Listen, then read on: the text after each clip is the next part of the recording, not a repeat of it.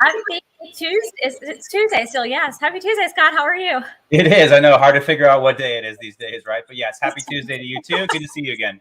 Yeah, wake up, change, put on a new shirt, and, start over again. So that's right. 100%.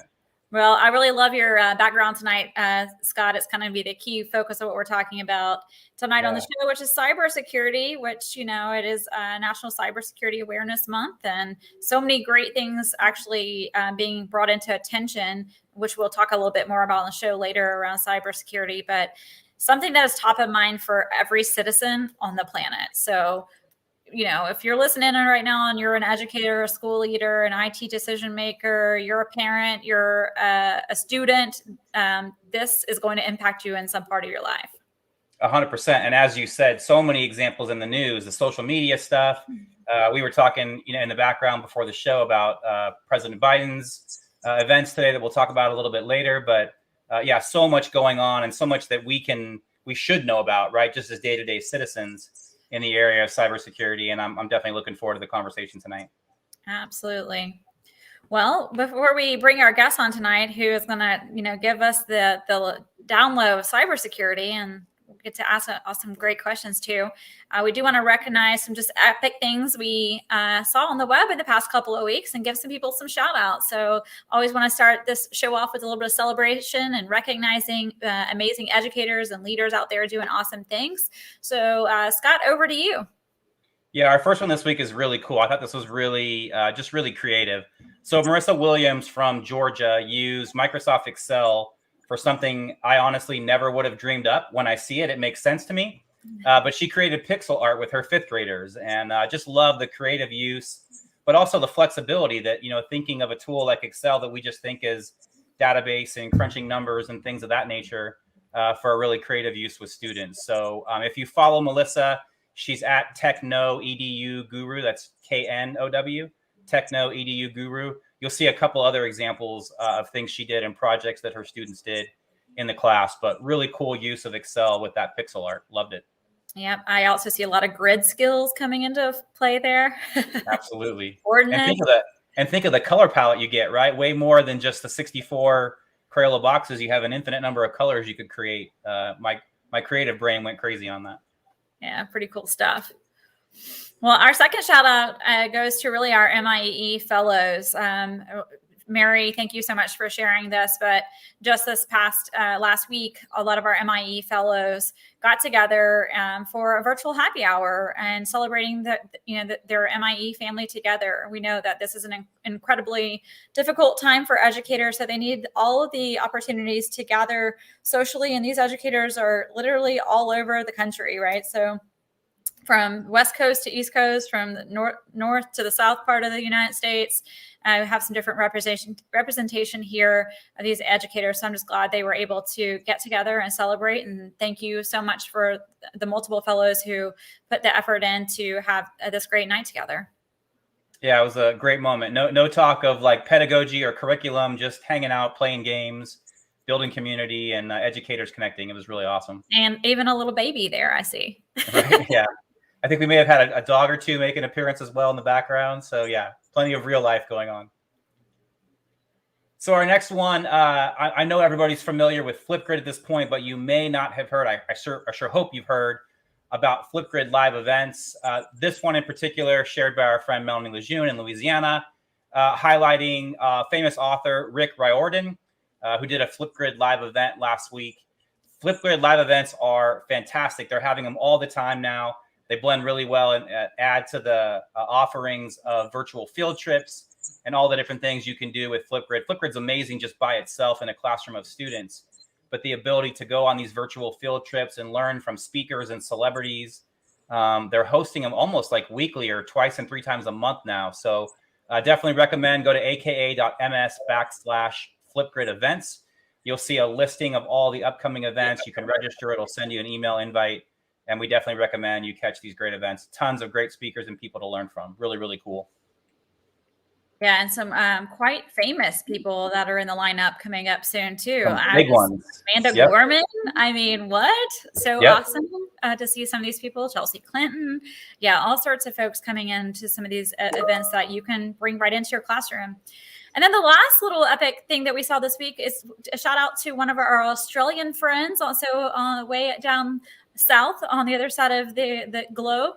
Kylie had shared out an amazing, incredible use of Microsoft Whiteboard. So for those of you that are familiar with Two Truths and a Lie, it's kind of a little icebreaker game, a great game to implement into getting to know a little bit about your students and building, relationships as we are kicking off the beginning of the school year and getting to learn more about each other. So she used the Microsoft Whiteboard to actually host a game of True Truths and a Lie with her students. So thank you so much, Kylie, for sharing with all of us. We are so glad that we can learn from you all the way across the globe. Absolutely. So with that, we are now going to officially launch into our topic for the night, which is cybersecurity. And we want to bring one of my amazing colleagues here at Microsoft Education on to join us. So welcome to the show, Corey Lee. Hey, Corey. Hey, how's it going? How are we doing tonight? We're doing great because we're here to learn from you. And I think everybody's right. excited to learn from you tonight too. So do you want to just start off by introducing yourself, telling us a little bit about your background, what you do at Microsoft each day, and we'll go from there. Sounds good. So Corey Lee here, currently serve as a zero trust architect for U.S. education. Some of the things that I do on a day-to-day basis really revolve around helping education customers, both in K-12 as well as in higher education, develop their modern security strategies, as well as implement what we call integrated security architectures for protecting their environments. So I get to meet with a lot of executives in the education space. I also, in some cases, depending on how you look at it, I have the fortunate opportunity to help customers throughout some of the cyber incidents and events that exist in the education space. So, okay, Corey. So rewind a little bit back for us. You said you are a zero trust architect. Help us out. Tell us what that means. Help someone understand. You're saying zero trust, but help me out here. No problem. So, and this is I'm sure this is a word that maybe is trending right about now, and it's considered a buzzword. This zero trust thing. But really, when we think about zero trust, or this concept, if you will, it's rooted in some concepts that aren't necessarily new. However, they've been modernized, and this concept of risk-based security is what we're really talking about when it comes to zero trust. But there's a modern approach that's wrapped around it in regards to helping customers, organizations really protect their environments against emerging threats, but also change the culture and the mindset around what we call traditional security, which was more based on what we call implicit trust. Something is just going to gain access to our environment and it's going to get a lot of access, to zero trust, which is we now want to verify when folks have access, and we want to make sure that's the appropriate level of access they need when it's granted. So. Yeah, well, I can imagine. And I mean, we all know, we hear cybersecurity threats. We hear, education is the most volatile or highly, I'm not sure if I have the right word here, but highly attacked industry currently right now. Like, everybody is trying to get in here. They see a lot of vulnerabilities in, institutions and education institutions when it comes to making sure that they have everything buttoned up and super secure. And, I'm thinking what's behind there is our students' data, their livelihoods. The keys to the kingdom for these children's future is what should be protected with these school districts. So, what do you advise, or what do you think people should be thinking about first if they're running a school district today, and kind of maybe look at multiple angles here? If you're a teacher today, what are some things that should be top of mind for you? If you're in the IT department at a school district, what are some key things that they should be thinking about as we want to make sure that we're really protecting our most, fundamental and pure assets of our students? That's a great question, and it's a loaded question because there's a lot behind that. And in education specifically, we know there are several layers of interaction and engagement, some of which you mentioned, right? Those student engagement scenarios where they're leveraging learning devices, they're accessing content, those teacher scenarios where, we're operating IT systems or student management services to deliver teaching and learning. But then we have that administration layer. And so I'll kind of start with the top layer there, and some things that we want to start shifting towards, one of which being this notion of going towards operational resilience. And this is more so for our IT administrators of how do we ensure that we can prevent the worst case scenario, right? How do we ensure that we're not going to impact teaching and learning and maybe the school can't operate for some period of time? And some things that we want to highlight here is as we start to shift towards really leveraging things like automation within our school environments, and more of what we call intelligence to help be able to improve the time to detecting things that may be happening and responding to them, such that we can catch them before they get too far along in the journey, and prevent that worst case scenario where teaching and learning is impacted and maybe students can attend school. So we want to start to shift to more of that proactive security conversation there.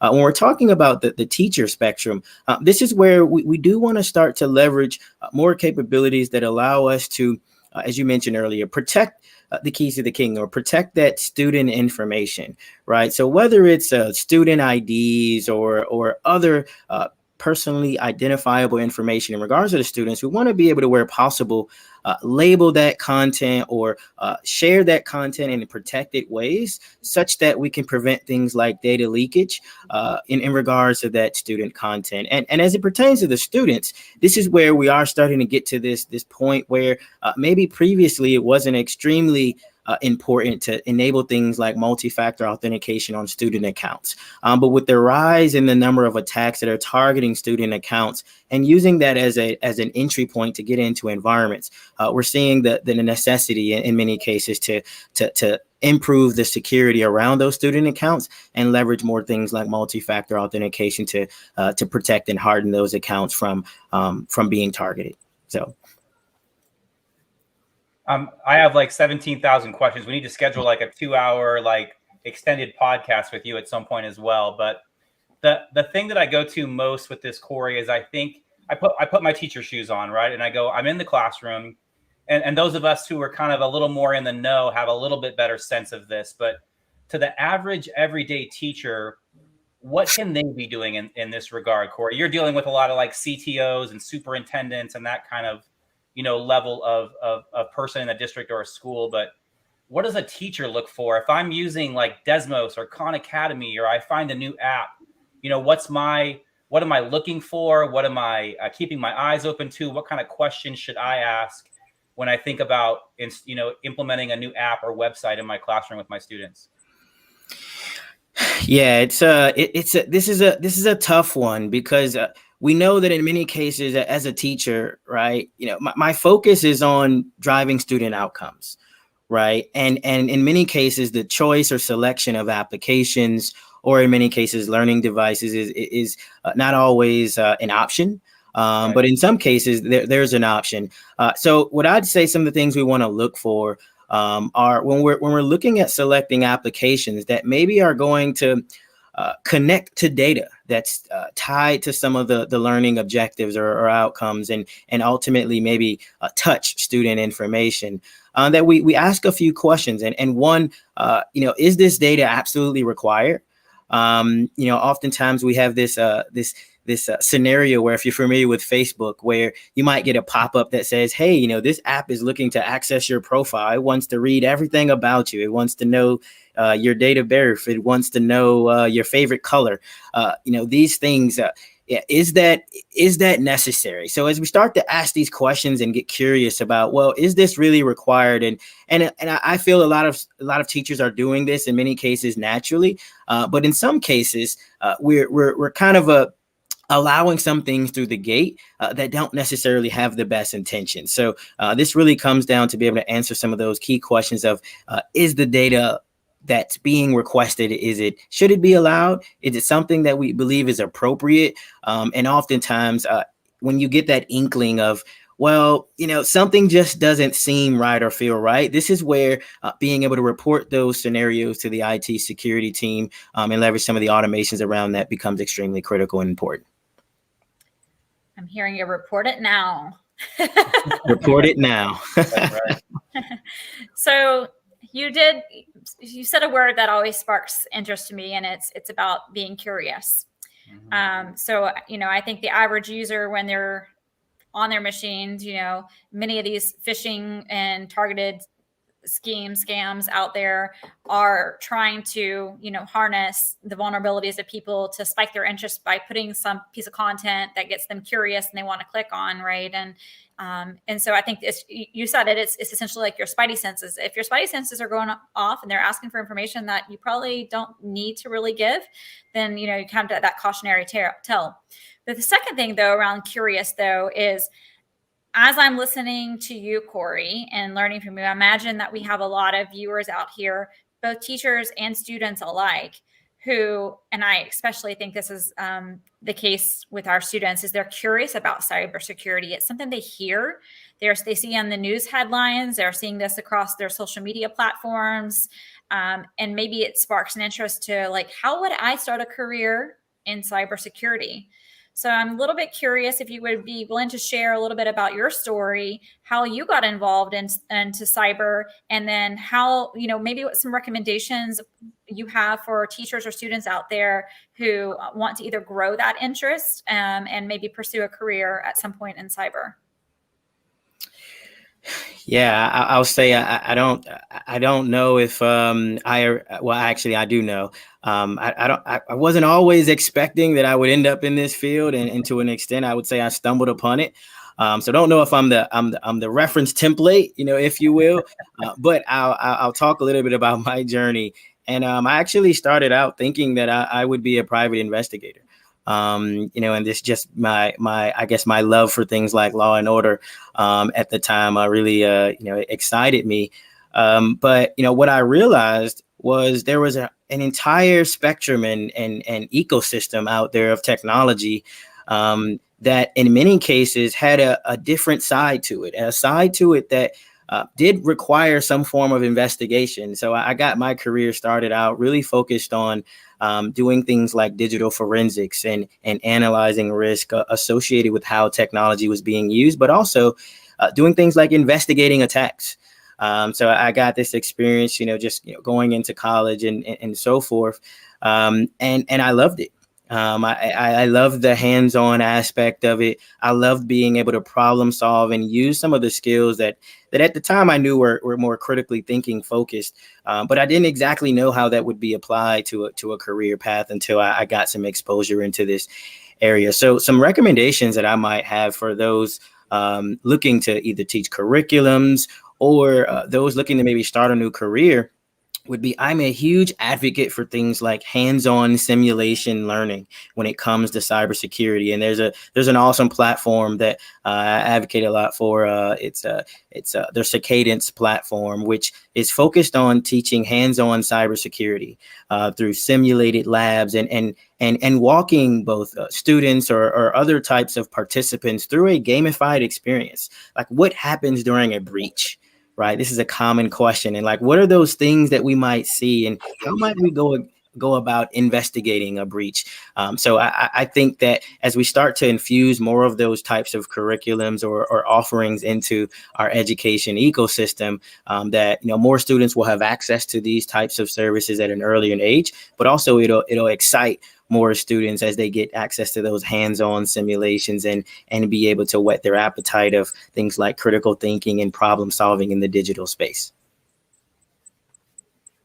I love that. And I want to hit on something too that's not necessarily cybersecurity specific, but something about your story that I think more students can really learn from is not getting so caught up in the career or profession itself. Like, I want to be a doctor, I want to be a lawyer, that kind of thing. But really focusing on the skills and attributes and what have you, characteristics that make up that profession. Like you said, you were an investigator, right? Like, tapping into that curious side of you opens you up to possibilities that maybe you would have missed. So I think, getting students more exposed to skills and careers like cybersecurity, where you can, advance all these different characteristics of yourself, I think is a great lesson for young people and folks in college and beyond who are looking for that next piece of their career. Agreed. And I'll just add one point that I think it's not necessarily new, but it's something that I'm starting to see a lot more, where we have K through 12 districts or higher institutions where as many schools look to develop what we call security operations centers, or these centers where really students can be ingrained into the learning process as well as into the process of helping protect the school, right? Kind of from an earlier age, at which point they not only get a feel for what is the day in the life like, but they're also an active contributor to the safety of the school. So I think that's a pretty cool way, once again, for students to get involved, but also to get some of that hands-on experience at an early age. So. Yeah, get some of our high school students to use some hacking for good for their own school districts. You talked about, shutting down learning environments. And this is, one of the things you want to avoid and to make sure that your environment is secure so that doesn't happen. It reminds me of years ago when I was in my last school district. We had no internet for many days because a student in the district did a DDoS attack on the district, and it was a current high school student. And so I think there's a lot of students who are very interested in this, and they're building these skills on their own. And unless we harness and coach them to, hack for good and to explore these skills that they're getting for good purposes, they may show us a different side of things. They will. Not may, they will for sure. And shut down learning. and I mean, it's somewhat of a known fact at this point, but you're right, Robin, when you look at just some of a lot of the financial motivations of being involved in a cyber attack, and what we're seeing now, and just in many cases how easy it might be for a student to let's just say take advantage of some tools and a playbook, if you will, that maybe is being used by a nation state actor, someone highly sophisticated, but they're getting access to those tools and having the ability to do something super damaging to an educational environment. And in many cases, the intent for doing so may be a financial payout. Now, with that being said, I think we have the opportunity to redirect some of those motives. But as you mentioned, also to start to create that security-minded culture within the students at an earlier age, and also kind of keep them on the straight and narrow, and help them be defenders, if you will, as opposed to offenders. So. Awesome. Well, Corey, like Scott said, we probably could keep you on here for, another couple of hours and just talk about these conversations. I know I'm just sparked with curiosity around this topic as well. And it's probably maybe goes back to what you said. It's my love of crime fighting and law and order and private investigation. Right. I was very upset a couple of years ago when I found out I was now too old to be joining the FBI. So I hear they may still have a few slots open. So I don't know. I think I'm beyond their age hiring limit at this point. Wow. Well, I just want to thank you so much for joining us tonight and sharing some information about cybersecurity, how, our teachers, how our school leaders, how our IT decision makers in our districts can get involved. I think there's a lot of continuous conversation going on around this topic. Currently, a lot of new things happening around this. We're going to be making some more announcements this month too here at Microsoft, and some of the things that we're going to be doing to raise awareness around cybersecurity. So we'll be looking for those to come. But thank you so much again for joining us and sharing your expertise with us all tonight. You were a great guest. Thanks a lot for having me, and hopefully I can join a show in the future here. Love it. We definitely need a round two. Yep. Well, before we let you go, Corey, as promised, we always have a little bit of lightning round. So we've talked about cybersecurity with you, but now we just want to know, Corey's deep dark secret. No, I'm just kidding. It's not your deep dark. Speaking of security. Yeah. All right. So we'll start off really easy. What food can you not live without? Macaroni and cheese. That's a good one. Good one. Yep. All right. If you could be anywhere in the world right now, where would you be? Argentina. Have you been before? I have, and I'd love to be on the Perito Moreno Glacier right about now, drinking mate and eating alfajores. Oh, listen to you. You got Wow. this rolled R's and everything. I know he's got it all worked out. All right. So during this crazy pandemic quarantine years we've had here lately, did you pick up any new hobbies? New hobbies. Oh, walking. I think that's a hobby now. That's kind of my safe space.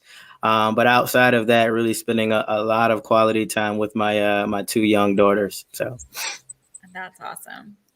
That's All a right. hobby and a job. Hobby and a job in and of itself, right? Yeah, depending on how you look at it, right? For sure. I feel your pain. So a couple more, we'll get you out of here, Corey. What's the last series that you binge watched if you have time amongst all your busy work? And how long did it take you to get through it? The last series that I binge watched, Manifest. Ooh, Oh my goodness. I'll watch that one. I'm with you. This phrase of it's all connected. I mean, it's always in the back of my mind now. It's all connected. And then, yeah, it took me about maybe I want to say it took me about 2 days. Yeah, about nice. 2 days. You beat me through it. I did watch it too. It was addicting. That's a good one. And then lastly, who inspires you most in your life right now? Who inspires me most in my life right now? Wow, that's a good one. Wow. I'd have to say my father.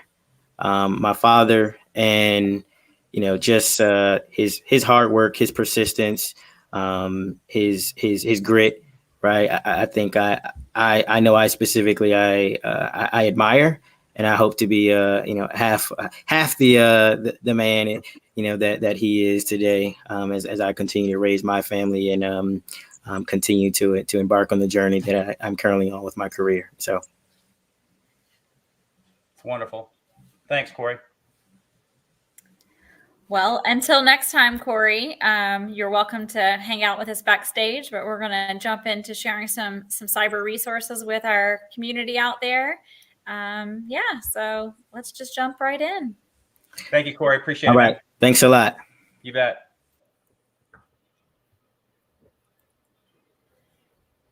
What a great conversation. Literally, I'm sure you and I afterwards are going to be texting about all the questions we want to follow up on. It's so interesting. Well, it's always so top of mind, or it should be top of mind for everyone. I mean, every time I turn the TV on, there's, some new cyber threat or breach, or, it's not how you want your school district or your university to show up in the news. That's for sure. So, just taking the appropriate measures and steps to try to prevent some of these things are so important. And with that, I'm sure you guys all saw, but on Friday, President Biden actually just signed a K-12 Cybersecurity Act of 2021 into law. So this is the first cybersecurity law specifically targeting K-12 education that's been out there. So all eyes are on this topic, from the top down from our government. And we know that many K-12 institutes rely on funding from the federal government in order to, secure and provide all the right resources for their school districts. So putting this top of mind and literally putting our money where our mouths are in the United States, I think is a step in the right direction here. Absolutely. And in the article, you shared an article with me earlier today. And in that article, they specifically quoted the rise and growth of devices and technology in schools, right? 20 years ago, we didn't have to worry about it because there were like 10 computers on campus, right? There wasn't that access. But certainly today, with every student, every person having, if not one, sometimes 2 and 3 devices on them, it's even a greater concern for K-12 and certainly higher ed everywhere. Yeah, absolutely. All right. Well, let's kind of share with our peeps out here what's some things that they could do to, grow their own awareness and around cybersecurity. Yeah, you want to kick it off with number 1? Sure. So the first resource that we're here to share with you is uscyberpatriot.org. It is really a national youth education program. It was created by the Air Force Foundation, and it's really meant to inspire K-12 students toward careers in cybersecurity and other STEM fields. At the core of their program is a National Youth Cyber Defense Competition, which is the nation's largest cyber defense competitions for high school and middle school students. And they're in charge of securing these virtual networks. So you can find all their resources and even start your own program at your school by going to cyberpatriot.org or uscyberpatriot.org. I guess I get the entire website correctly. And all the information is there for you to use.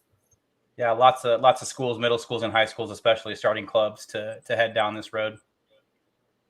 Next up is the National Initiative for Cybersecurity Careers and Studies, or NICCS. You can go to niccs.cisa.gov. And by the way, all these websites are in our resources, our show resources that we'll share at the end of the episode. But in particular on this site, they have a link to not just resources, but an entire set of K-12 standards that I thought were really interesting. So being able to take these ideas and these things and put them directly into the classroom with standards aligned to your curriculum. So love that resource and definitely encourage everybody to check it out. All right, the next one on the list is NIST, which is the National Institute of Standards and Technology. They are currently promoting a series of events in support of Cybersecurity Career Awareness Week, which runs from October 18th to the 23rd.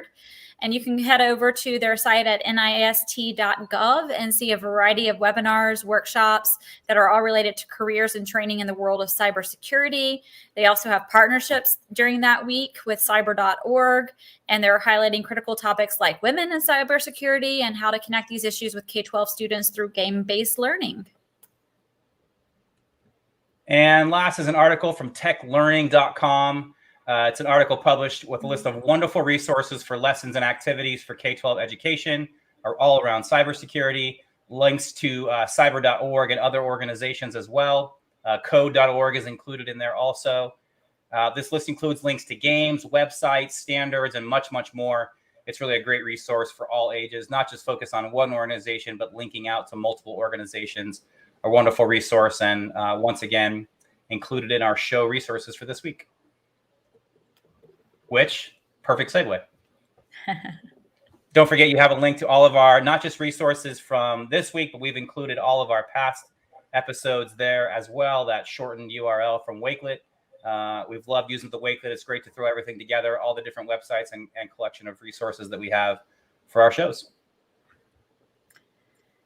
So with that, we are going to wrap up tonight's show, and we will be back on again in 2 more weeks on October 26th. So if you want to tune in and join us on our next show, we'd love to see you guys there. And as always, you can always watch this show on demand or any of our other episodes that we've had for the past 2 seasons on demand at aka.ms/US Microsoft EDU Live. That will take you to our YouTube channel, and you can view any of the things there. And I'll close with the fact that if you guys have a recommendation for another topic or a guest you'd like to see on our show, don't hesitate to reach out to myself at Robin Rovnatz or my partner in crime over here at Scott Bricker EDU. We're always looking for a new amazing guest to be on our show or conversations that you want to bring front and center. Love it. Thanks to Corey for joining us tonight. Robin, thanks to you. Always great to see you. And we'll see everybody in a couple weeks. All right. See you soon. Thanks, Scott. Thanks, Corey. Take care, all.